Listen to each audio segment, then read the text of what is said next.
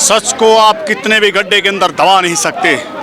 सच बेबाकी के साथ निखर के बाहर आता है और झूठ के जो षड्यंत्र से काम कर रहे थे आज उनको अपने मुंह की खानी पड़ी। 2 करोड़ नौकरियां देंगे, कुछ नहीं दिया उन्होंने।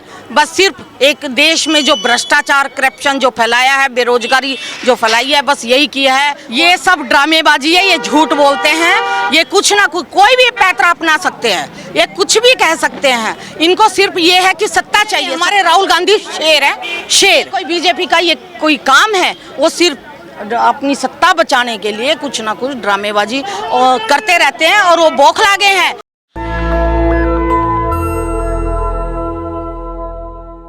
आप सब ने देखा, खबर पड़ी होगी कि किस तरह से राहुल गांधी की सदस्यता वापस आ गई है, आप संसद में जा सकते हैं। उसी खबर के बाद से कार्यकर्ता में बेहद खुशहाली है। मैं कांग्रेस ऑफिस के बाहर हूं और तमाम लोग हाथों में झंडा तिरंगा लेके नारेबाजी कर रहे हैं। इनसे बातचीत करेंगे। क्या है माहौल? माहौल बहुत शानदार है, पूरे देश में खुशी का माहौल है। जिस प्रकार से इन्होंने षड्यंत्र रच के हिंदुस्तान के शेर को पिंजरे के अंदर कैद करने का षड्यंत्र रचा था, लेकिन देश का बबर शेर को कभी पिंजरे के अंदर नहीं रोका जा सकता। आज देश का बबर शेर हिंदुस्तान की सबसे बड़ी पंचायत के अंदर आपको गूंजते हुए देश के बबर शेर की गर्जना सुनाई देगी। तमाम लोग दावा कर रहे थे कि अब राहुल गांधी की सदस्यता चली गई है, अब वो नहीं आ पाएंगे संसद में। कितनी सच्चाई है? सच को आप कितने भी गड्ढे के अंदर दबा नहीं सकते। सच बेबाकी के साथ निखर के बाहर आता है और झूठ के जो षड्यंत्र से काम कर रहे थे आज उनको अपने मुंह की खानी पड़ी। हमें विश्वास था देश के कानून पर। जब देश का कानून ने, हमारे न्यायाधीश ने देश के हित में और एक हकीकत की जो बात है उसको सामने लाया कि राहुल जी ने किसी जाति बिरादरी का अपमान नहीं किया है, राहुल जी ने चोरों के नाम उजागर किए थे, तो इससे आप मानहानि का केस इसमें नहीं लागू होता। और देश के कानून ने, वो जो उच्च न्यायालय ने राहुल जी पे जो हाई कोर्ट गुजरात ने 2 साल की सजा सुनाई थी उसको रोककर और कहा कि राहुल जी चुनाव भी लड़ सकते हैं। राहुल जी वायनाड के जो सांसद बन के आए थे वो संसद सदस्यता बरकरार रखी जाएगी और आने वाला दो देखिए हिंदुस्तान के अंदर कांग्रेस पार्टी का झंडा लहराएगा और देश में राहुल जी हिंदुस्तान के प्रधानमंत्री बन के राहुल जी देश के अंदर एक खुशहाली लाने का काम करेंगे। वो तमाम लोग जो कह रहे थे कि एक कम्युनिटी को गाली दिया है, तो सुप्रीम कोर्ट से जब ये खबर आई तो कैसा महसूस कर रहे हैं आप? हमें पहले से विश्वास था देश के उच्च न्यायालय पर कि हमारे साथ न्याय होगा। गुजरात का सेशन कोर्ट ने, डिस्ट्रिक्ट कोर्ट ने, गुजरात हाई कोर्ट ने सेम फैसला रखा, लेकिन उच्च न्यायालय ने कहा कि राहुल जी ने ऐसा क्या अपराध किया जो आप सभी के सभी 2 साल की सजा बरकरार रखे हुए थे, ये नाजायज है, ये सही नहीं है। देश के हित में इसको हम कैंसिल करते हैं, रोक लगाते हैं और राहुल जी को दोबारा से संसद के अंदर भेजने का हम काम कर रहे हैं।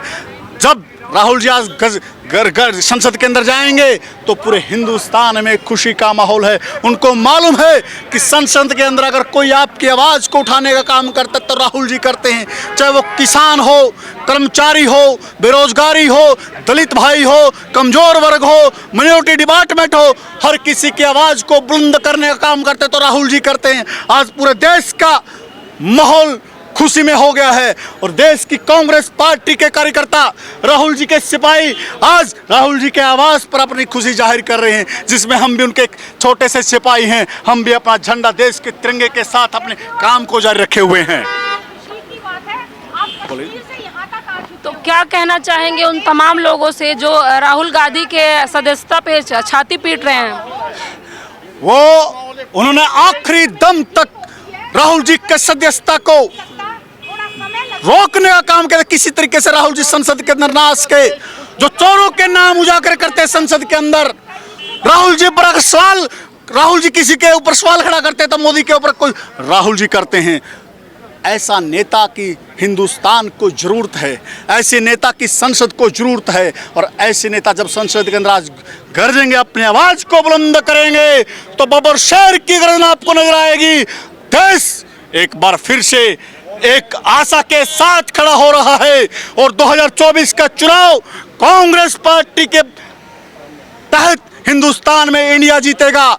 और जब इंडिया जीतेगा तो राहुल जी हिंदुस्तान के प्रधानमंत्री बनेंगे। जब राहुल जी हिंदुस्तान के प्रधानमंत्री बनेंगे तो राहुल जी के प्रधानमंत्री बनते ही जिस प्रकार 2014 तक कांग्रेस पार्टी की यूपीए सरकार रही थी, पूरे हिंदुस्तान को दुनिया के नक्शे पर चमकाने का काम किया था, वो दौर 2024 में आएगा और दुनिया के अंदर हिंदुस्तान चमकेगा। बहुत बहुत धन्यवाद।